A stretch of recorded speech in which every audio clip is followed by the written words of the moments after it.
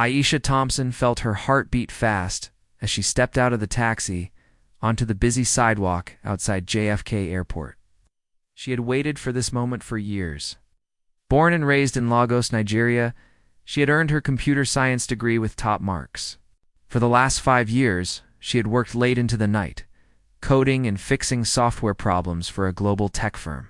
Now at 28, she had her first chance to fly to New York and work side by side with the very team she had admired.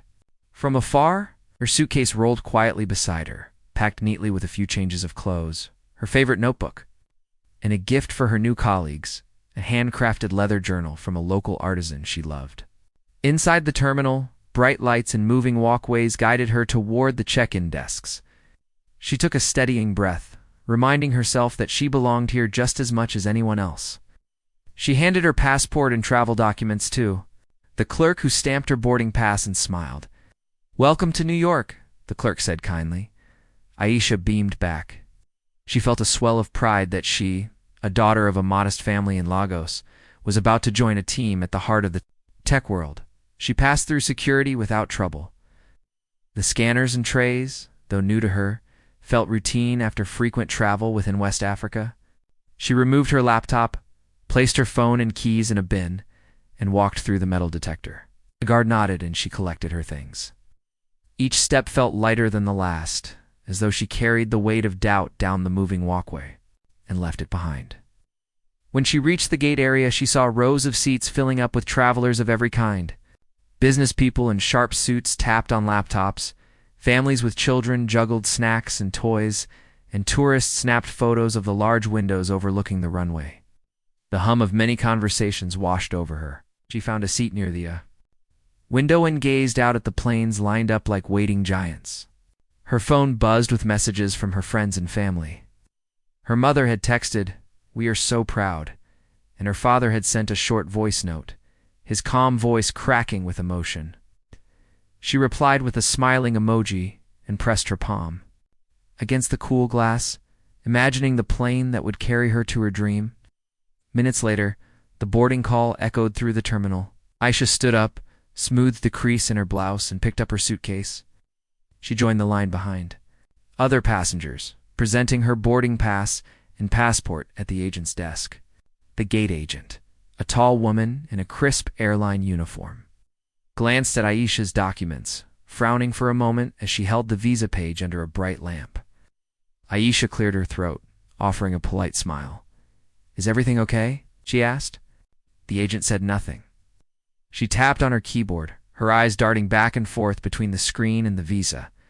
Then, without warning, she reached for the visa and tore it in half with a sharp snap. Aisha's heart stopped. She pressed her hands to her mouth and stared, frozen. "This is invalid," the agent said in a flat voice. "You cannot board." A thrill of panic ran through Aisha as the agent tossed the torn visa onto the desk. Around her, passengers turned in surprise. Some gasped. A little girl peeked from behind her father, wide-eyed. Aisha felt a burning flush of shame and disbelief. She opened her mouth to speak, to explain that this must be a mistake, but words fled her. "Ma'am, please step aside," the agent said, her tone authoritative. 2 airport security officers approached from behind, their expressions unreadable. They stood on either side of Aisha and gently but firmly guided her away from the gate area. Aisha's suitcase rolled behind her, her laptop bag dangling from her shoulder. The crowd murmured as she passed, some whispering, others staring openly. She felt all eyes on her, as though the torn visa was a banner declaring her unworthy. She was led down a corridor and into a small holding room. The walls were off-white, the lighting harsh and fluorescent. A metal bench sat against one wall. Aisha sank onto it, her back straight despite the trembling in her legs. She looked down at her hands, pale and shaking, her vision blurred with emotion and gur at the injustice. Fear for what would come next, and grief for the humiliation of being treated like a criminal. One of the officers closed the door and leaned against it with crossed arms. "Oh." "The embassy," he said quietly. "Wait here. Wait." Show's voice cracked as she stood. "But I have a flight. I have work." "You've torn my visa? What will happen to me?" The officer did not answer. Instead, he pulled out a radio and spoke in low tones. The other officer remained silent, watching Aisha with careful eyes. She felt trapped in that small room, as if the walls were closing in. Her phone vibrated in her pocket. She moved to retrieve it, grateful for a moment of connection. Her mother's name lit up the screen, but she hesitated, not wanting to worry. Instead, she dialed Maria Sanchez, the general counsel of her company, using the direct number she had saved for emergencies. "Maria, it's Aisha," she said, her voice shaking but determined. "They tore up my visa. I'm in a holding room. I need your help." Maria's voice came through, strong and calm. "Tell me exactly what happened," she said.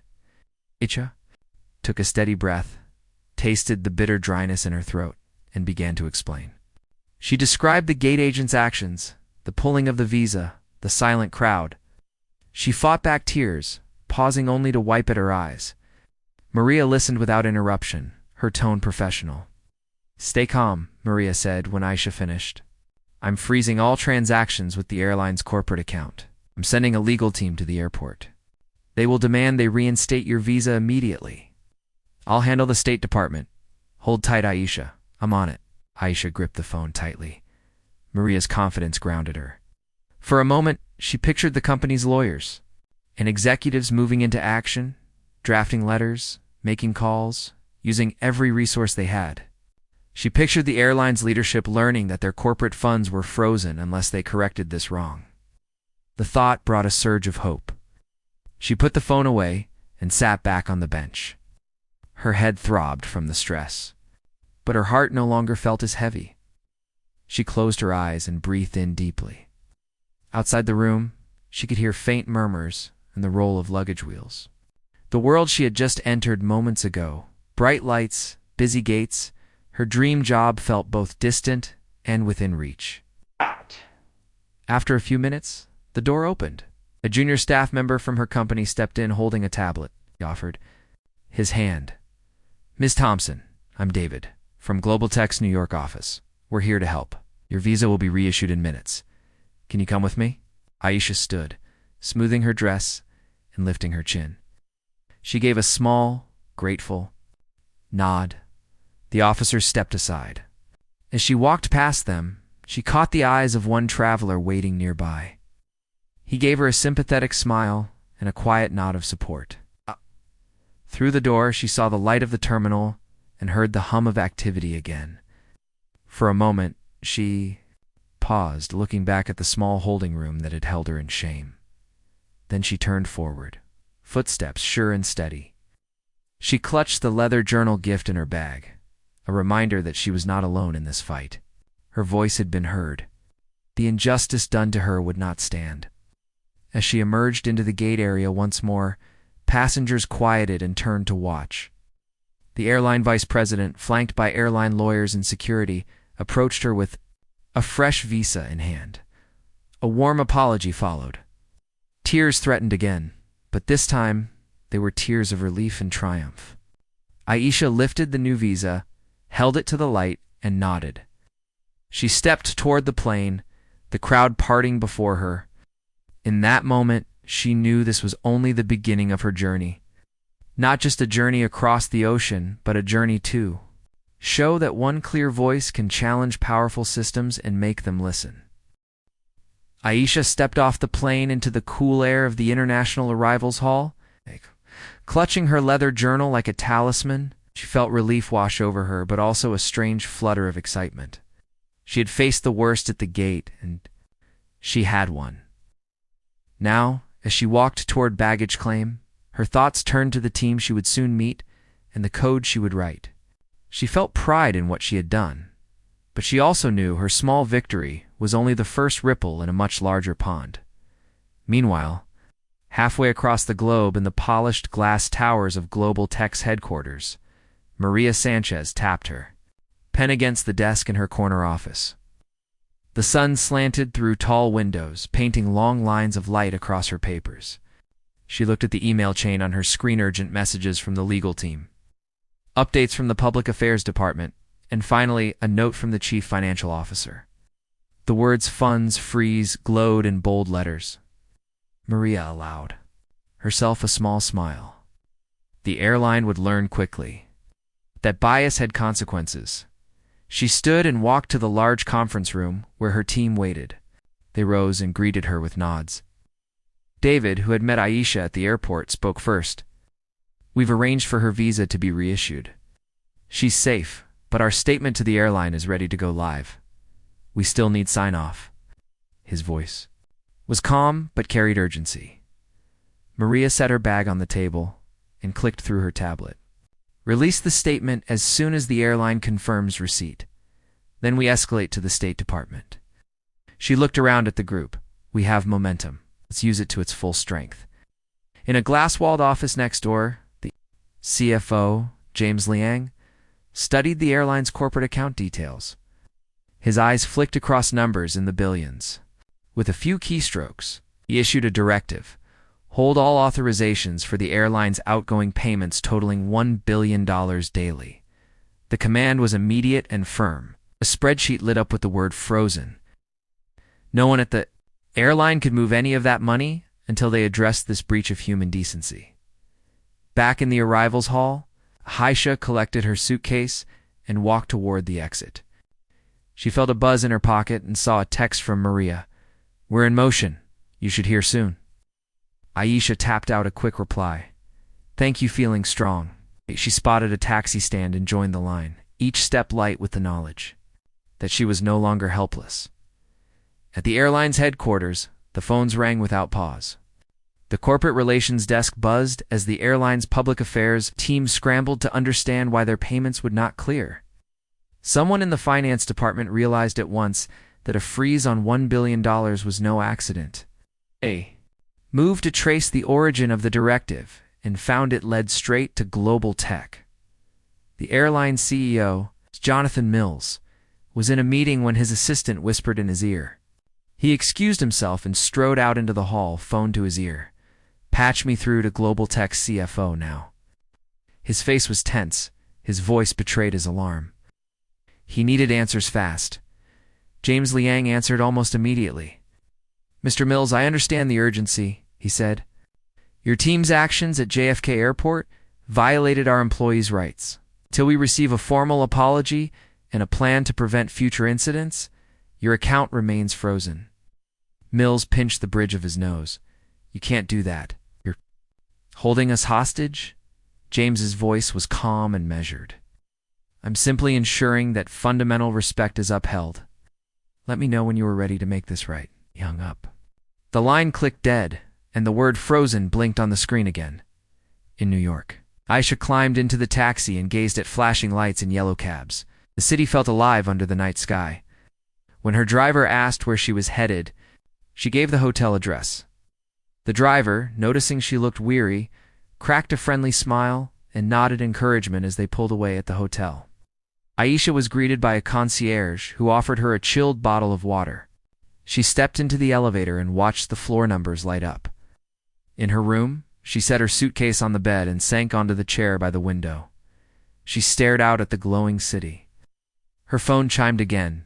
A news alert. Headline read, Tech giant freezes $1 billion in airline funds after visa dispute. She clicked the link and read fast. Reporters had begun picking up the story. A young engineer's visa was torn up in public, and her company froze $1 billion to force an apology. Social media buzzed with outrage, and he saw it as corporate bullying in her favor. Others praised Global Tech for standing up to unfair treatment. Aisha's heart raced. She had not intended to make headlines, but she knew that sometimes history moved only when large forces were upset. Soon there was a knock at her door. It was David, holding a folder. Ma'am, our legal team has drafted the official demand letter. We'll send it to the airline in the morning. We also have a full day of meetings, lined up media, briefings, everything. Are you up for it? Aisha rose and smoothed her blouse. She took a deep breath. Yes, let's do what we must. The next morning, sunlight filled the room when Aisha awoke. She dressed in a simple yet professional outfit, a navy dress and low heels. She pinned on her company badge and joined David in the small conference area. A TV on the wall flashed images of the airline's terminal, where the torn visa incident replayed on loop. Aisha winced at the memory, but stood tall beside David. A driver from Global Tech took them to the airline's main office downtown. As they stepped out of the car, photographers and reporters swarmed them. Aisha felt a surge of nerves, but also of purpose. She raised her chin and moved forward. Reporters shouted questions. "Do you feel vindicated? What do you want from the airline?" She answered calmly, stating her need for fairness and respect. She spoke for herself, but also for others who faced bias. Inside the sleek lobby of the airline's building, Aisha and David rode the elevator to the executive floor. They were met by the airline's Vice President of Customer Relations, Laura Kim, who offered a curt handshake. "Ms. Thompson," Laura said, her tone formal, "we apologize for what happened. We want to make this right." Laura led them into a glass-walled office. Their stack of signed letters lay on the table. An apology to Aisha, a policy statement on non-discrimination, and an outline of new training programs for gate agents. A representative from the State Department sat quietly in the corner, nodding approval. Aisha examined the documents. She felt the weight of her journey from that moment of raw fear in the holding room to this calm scene of resolution. She remembered her mother's pride, her own determination, and Maria's swift action. She realized how many people had come together to show respect and uphold a promise of equality. She signed the acknowledgement, and Laura signed on behalf of the airline. The billion-dollar freeze was lifted immediately. A message pinged on Aisha's phone. Funds unblocked. Relief swelled in her chest. On their drive back, David congratulated her. "You changed something today. You showed that one voice mattered." Aisha nodded, looking out the window at the skyline. She felt humble and strong at once. "I just did what I had to do," she said softly. In the days that followed, her story spread beyond tech and travel news. Panels invited her to speak about bias, law, and corporate responsibility. She received messages from young professionals around the world who felt inspired. Many said they would no longer accept unfair treatment in silence.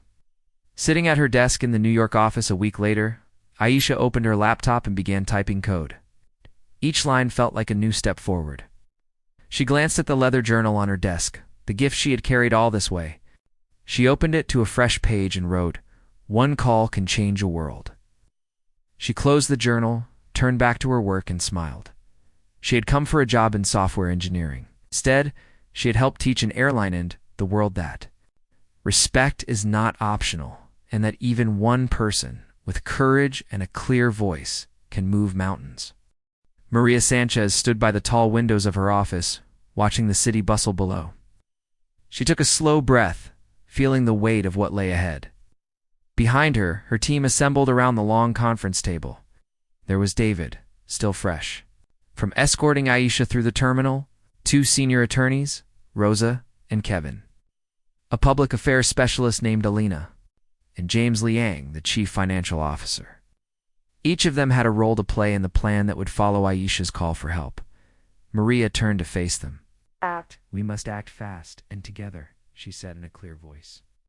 First, Rosa and Kevin prepared the legal notice to the airline. It must outline the clear violation of Ms. Thompson's rights, cite relevant immigration statutes, and demand immediate correction.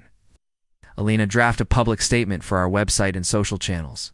We need to frame this as standing up to injustice, not as an attack on the airline itself. James, you have the toughest job. Freeze the funds. James nodded. He rose and moved to his workstation. His fingers flew over the keyboard as he accessed the company's treasury system. He located the airline's corporate account, the one used for travel expenses, sponsorships, and bonus programs. With a few keystrokes, he put a block on $1 billion worth of authorizations. Green box on his screen blinked red and displayed the word frozen. He let out a small sigh. "It's done," he said. Rosa and Kevin tapped away on their laptops, working side by side. They cited the Immigration and Nationality Act and press regulations, drafting a letter that combined legal authority with moral clarity. "Our demand letter must be firm but precise," Rosa said. "We'll give them 24 hours to issue an apology and guaranteed non-discrimination training. Or we escalate to the State Department," Kevin nodded, adding bullet points about potential civil claims and reputational harm. They attached a copy of the torn visa scanned from Aisha's phone as clear evidence. Meanwhile, Alina composed a message for Global Tech's website. She chose simple, powerful language. One of our own was wronged in full view of the world. We will not stand by. She crafted a post for LinkedIn and Twitter, adding a photo of Aisha smiling not in anger, but in quiet determination. It asked the public to share the story, to demand respect for every traveler, regardless of background. By mid-morning, the legal team's notice was ready. Maria reviewed it, line by line, checking for tone and accuracy. She sent it via certified email to the airline's general counsel and copied the State Department's Legal Affairs Office. She also hit send on the public statement. Within seconds, the message appeared on screens around the world. Notifications began to pop up on her phone, retweets, shares, comments of support. In the company's war room, Alina watched as the numbers climbed. "This is gaining traction," she said, eyes bright. James, meanwhile, spoke with his treasury staff too. Ensure the freeze was airtight. He explained that no funds, not even small ones, could move until the airline complied. "This shows we mean business," he said. His team agreed. They set up alerts so that any attempt to bypass the freeze would come straight to his phone. Back at JFK Airport, Aisha had just finished pulling luggage from the carousel when she heard her phone buzz. She saw an email from Maria. Actions initiated. Funds frozen. Legal notice sent. Public statement live. Aisha felt her chest tighten. She was proud and a little nervous. She had not imagined how big this would become. A heavy knot of responsibility settled in her stomach. She took a deep breath and called Maria. "Maria, I see you're moving fast," Aisha said. "But what if the airline fights back?" Maria's calm voice came through. "It will feel the pressure," she replied. "Their reputation is at stake. No one wants to be seen as discriminatory. We'll give them time to correct this. If they don't, we move to formal diplomatic channels. You don't have to do anything, just be yourself." Aisha nodded, even though Maria could not see her. She clicked off the call and walked toward the exit, her mind racing with what lay ahead. Across town at the airline's headquarters, phones began to ring in finance, legal, and PR. In the finance department, a young analyst named Mark stared in shock at his screen. Every transaction showed an error message. Authorization blocked. He called his manager. "I don't understand. Why are we blocked?" The manager grabbed the phone and called the Treasury's help desk. They traced the block to Global Tech. In a corner office, the airline's general counsel, Stephen Patel, read the certified letter from Global Tech. He frowned, running his fingers through his hair. He picked up the phone and called his CEO's office. "We've got a problem," he said. "Global Tech has frozen $1 billion, and they're dragging us over discrimination at JFK." Moments later, CEO Jonathan Mills pushed back from his desk. He spoke into the hallway. "Get me Patel's office."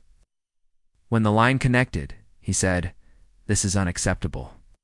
Find out how to lift the freeze, and fast." Stephen took a breath. "Mr. Mills, they want an apology and proof of new staff training programs. If we comply, they'll lift the block. But it will look like we're admitting guilt." Mills's jaw tightened.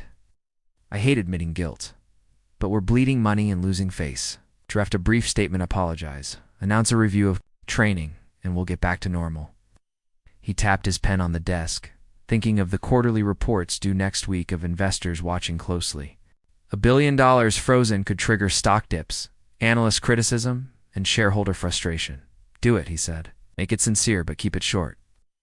In the legal team's war room, Rosa and Kevin watched news outlets pick up the story. A clip of the torn visa incident played on loop. Commentary ranged from outrage to disbelief. Many families shared their own stories of discrimination. Public opinion was clearly with Aisha and Global Tech. Rosa whispered, "It's working." Kevin nodded, leaning back in his chair.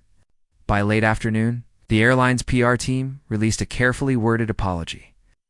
"We regret the handling of Ms. Thompson's visa and are committed to fair treatment at all touchpoints. We are reviewing our policies and will implement mandatory bias training for all staff. The notice did not mention the freeze, but everyone knew why the change had come. Maria received an email notification. She gathered her team again, this time by video call. They've apologized and promised training.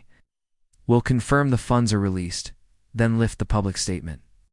But we keep the policy changes under watch. We want lasting improvement. Alina updated the public affairs calendar.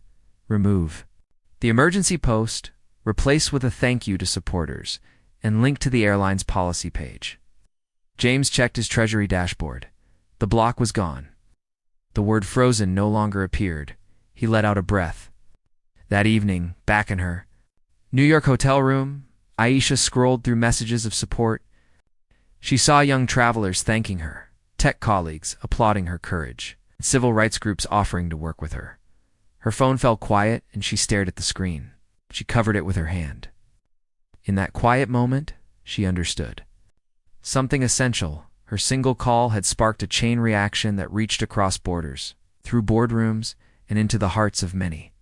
It was not just about her visa anymore. It had become a statement about respect, fairness, and the power of one voice. She placed her hand on the leather journal she had carried since Lagos.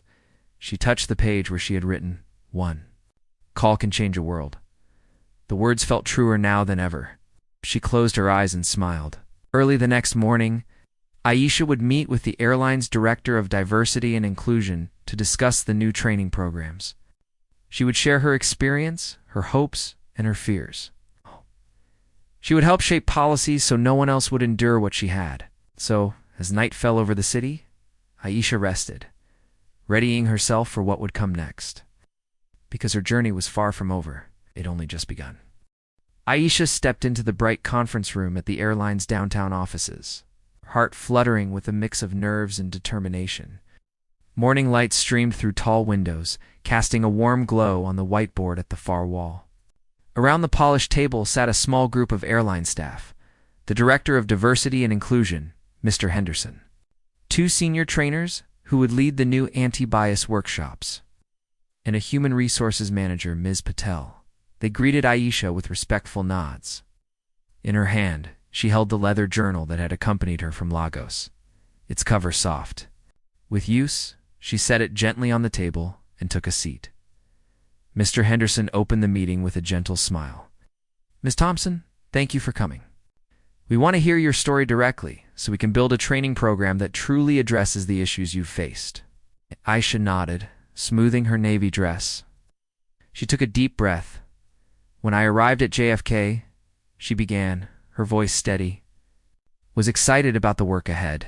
But when the agent tore my visa, I felt humiliated and powerless. I worried that no one believed I belonged. She paused to look at each person. I want this training to help agents see each traveler as a person first, not just a document. The trainers, seated together, scribbled notes. One of them, Ms. Rivera, asked softly, "Can you describe how we can better support travelers when visa issues come up?" What would you have wanted in that moment? Aisha closed her eyes briefly, recalling the holding room. Needed calm communication, she said. An agent could have asked questions quietly, verified my paperwork, and given me a chance. To explain, a simple apology could have eased the tension. As the discussion continued, Aisha shared ideas. A brief empathy exercise at the start of every shift. Role plays where agents practice listening, and a clear escalation path so staff knew how to handle unusual cases without embarrassment. The team asked questions about cultural differences, about assumptions that might lead to bias. Aisha described growing up in Lagos, where she learned to speak politely but firmly. She talked about the value of respect in every interaction. Meanwhile, outside the small meeting room, others were busy at work. The airline's PR department prepared internal announcements about the new training. Posters featuring the message "Every traveler deserves respect" were designed to go up in every terminal. A short video was scripted, showing agents and passengers calmly resolving simulated visa questions. The video would play on screens in break rooms and on the company rainy. By late morning, Aisha and the trainers had drafted a rough outline of the first workshop. It would start with a 5-minute story segment, Asha's experience, followed by guided discussions. Then small groups would practice active listening and complete a quiz on immigration rules and empathy. The session would end with a commitment exercise, where each agent wrote down one promise for treating travelers with dignity. After 2 hours of conversation, Aisha felt both relieved and energized. She closed her journal, leaning back in her chair. "Thank you," she said quietly. "I feel good about this. It's a start." Mr. Henderson stood and offered his hand. "You've given us a powerful blueprint," he said. "You'll implement this across all 150 airports in our network." As Aisha left the building, she felt a lightness she had not known since the visa was torn. She stepped into a taxi and told the driver where to go. The hum of the city felt like applause. Her phone buzzed with messages, an invitation to speak at a travelers' rights conference, a call from her mother offering congratulations, and a note from Maria checking in. She typed back quickly. Meeting went well. Training program in motion. That afternoon, Aisha returned to the Global Tech office to wrap up her week. She found Maria in the cafeteria pouring coffee. "How did it go?" Maria asked. Aisha sat beside her, resting her journal on the table. "It was good," she said. "They really listened. We have an outline for the first workshop, posters in design, and a video script. I think it will work." Maria smiled, lifting her. "Cup, you're making real change," she said. "This is bigger than one incident." Later, Aisha joined David and the public affairs team for a debrief. Alina showed her the new social post, a photo of Aisha speaking in the conference room, overlaid with the words turning pain into progress.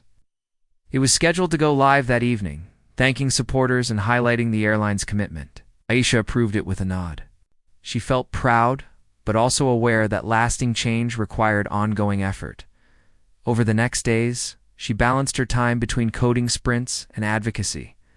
At work, her colleagues greeted her with congratulations.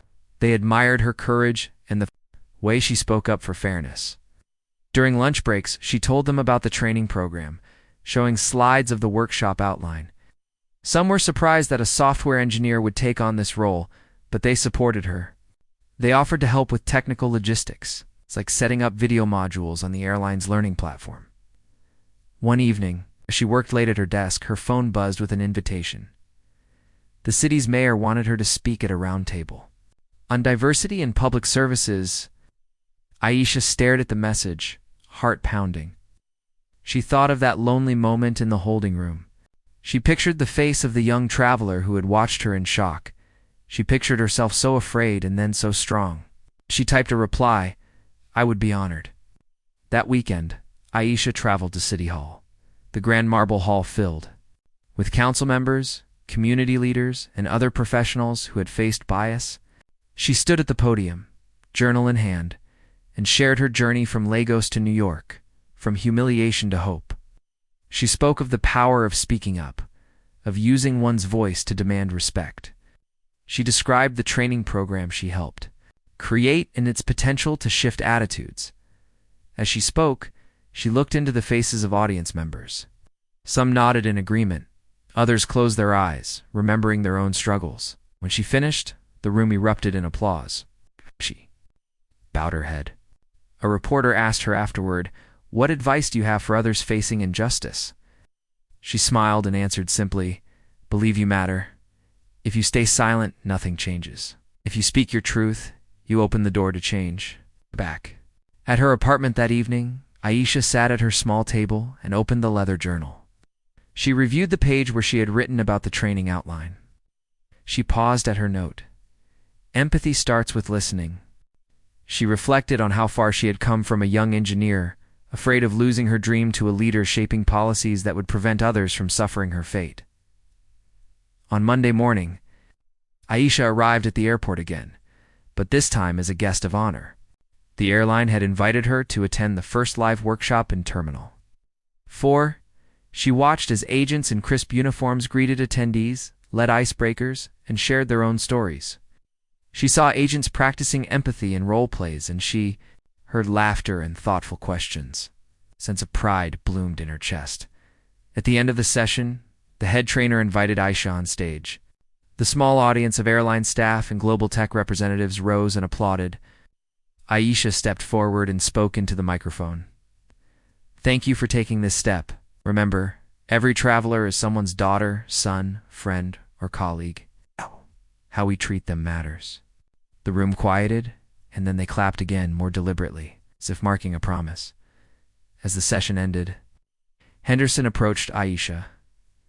We're rolling this out company-wide next month, he said. Would you continue to consult with us? Aisha smiled, feeling a warmth that went beyond relief. Yes, she said. I'll be here as long as you need me. Walking away from the podium, Aisha felt the journal's weight in her hand. She opened it and added a new line. One call led to change. One meeting builds respect. She closed the book gently, her mind already imagining the next steps, talking at universities, collaborating with other airlines, and maybe even writing an article to share, lessons learned. That evening, as she flew back to her apartment, she looked down at the city lights below. Each light represented a story, a life. She knew that somewhere out there another traveler might face unfair treatment. She hoped the new training would help them. She hoped they would be treated with the dignity she had fought for.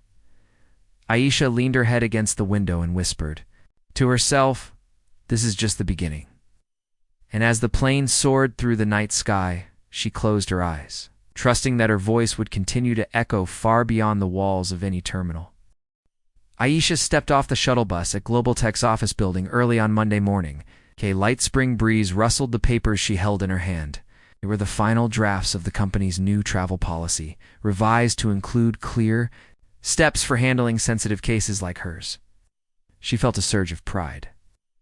What had started as her single call in a tiny holding room had grown into real, lasting change.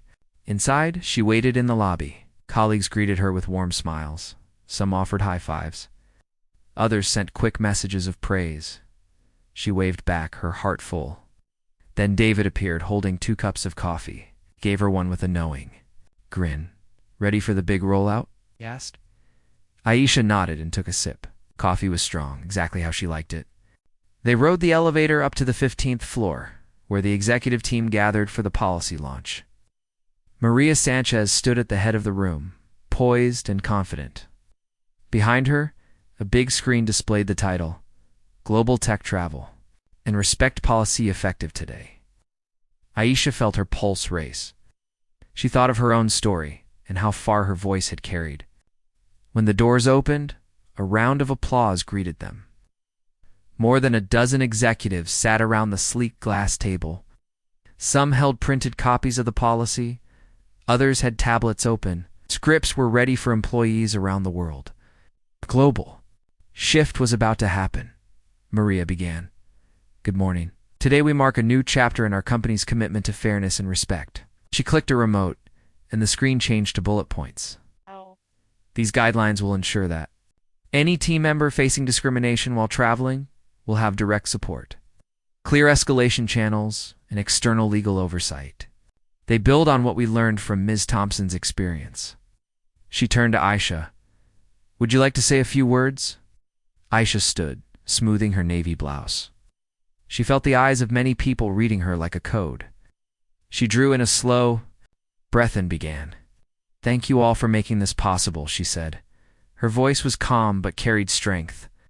When my visa was torn up, I felt powerless. But I also felt that I had to speak up, not just for myself, but for everyone who might face bias. You listened. You acted. Now this policy means that any one of us, anywhere in the world, will know we have a voice, and that our company will stand. Bias heads nodded around the room. Maria smiled and invited everyone to stand. Together they raised their copy of the policy. Cameras flashed, some from internal communications, some from news media. This moment was not just a victory for Aisha, but for all employees and travelers everywhere. After the meeting, Aisha walked through the office hallways. Posters on the walls now read, Respect travels with you, and displayed the new hotline number. She saw teams gathering around screens, watching a short video that explained the policy in simple steps. In one corner, a group of engineers discussed how to integrate the hotline and escalation procedure into their travel app. Aisha smiled. Out. Even her fellow coders were building on her experience. Back at her desk, she opened her laptop and saw dozens of emails waiting. Many were congratulatory. Some were from advocacy groups offering to partner on training. Few were from people who had faced discrimination themselves, thanking her for speaking out. She read each one, feeling both humbled and honored. She replied with brief, heartfelt notes. Despite the celebration, she felt a gentle tug toward quieter work. Her daily tasks, designing software features, reviewing pull requests, reminded her why she came here in the first place. She took a deep breath, closed the new policy window, and opened her code editor. As she typed, she thought of the many lines of code she had written in her life. Each one solved a problem, however small. And now, beyond code, she had helped solve a human problem too. That afternoon, she boarded a flight back to Lagos for a brief visit home. The airline she once faced now treated her as a VIP. When she went to check her ticket, the gate agent greeted her by name and offered her a seat upgrade. Aisha smiled warmly. No torn visas today, only respect. She sat by the window, watching the ground crew and cargo loaders. As the plane lifted off, she thought of the holding room at JFK. She remembered the fear, the shame, and how quickly it had turned into hope. The world had changed in minutes because one company took a stand, and that had cascaded into new policies, training, and global awareness. When she landed in Lagos, her family waited at the airport exit. Her mother opened her arms, and her father handed her her favorite mango iced tea. Her younger brother grinned, holding up a sign that read, "My sister, the Changemaker." Aisha laughed and hugged them all. At home, she looked around her childhood room. The walls were still painted the same bright colors she chose as a child. The shelves held childhood trophies, old textbooks, and a small globe she had used to dream of faraway places. Now, she had been to so many of those places, and she had made a difference. That evening, family and neighbors gathered for a small celebration. They cooked jollof rice and grilled fish. They told stories of her journey from coding in Lagos to changing airline policies in New York. Aisha listened, smiling at their pride. Her aunt lifted her glass. To Aisha, she said, "May your voice always be strong." Everyone cheered. After the celebration, Aisha stepped outside into the warm night air. She held her leather journal in her hand and wrote on the last page, "One voice, one call, $1 billion, a world of change." She closed it and slipped it into her bag. In the following weeks, Aisha returned to New York. She continued her software work, but also took on a new role, advising Global Tech's Diversity Task Force. She helped plan panels, workshops, and university talks. She spoke at tech conferences about how companies must protect employees in all aspects of their lives. Her story became a case study in business schools about the power of swift, principled action. Yet through it all, she remained humble. She knew that change required ongoing effort. She would return to Lagos again and to other cities to share what she had learned. She believed that every person who spoke up could make a difference. Months later, she stood on a stage at a Travelers' Rights Summit in Geneva. The audience came from airlines, governments, and civil society, she told her story again, from the torn visa to the policy launch and beyond. She saw listeners nodding, taking notes, making plans. In her mind, she pictured the young gate agents practicing empathy exercises, the passengers treated with dignity, and the ripple growing outward. When she finished, the room stood and applauded. She felt the same warmth she felt when she left the conference room at JFK. She closed her eyes briefly, letting the moment sink in. Then she walked off the stage, ready for the next conversation, the next policy, the next change. That night, she opened her journal one last time. She read her entries from the start, the fear and the hope, the meetings, the policies, and at the very end, she wrote a simple note: "Never underestimate the power of one voice." She closed the journal, placed it on her desk, and looked out the window at the city lights. she knew her journey would continue. And wherever she went, she would carry with her the lesson that speaking up can move not just hearts but entire systems. And that respect, once given, travels far beyond any terminal.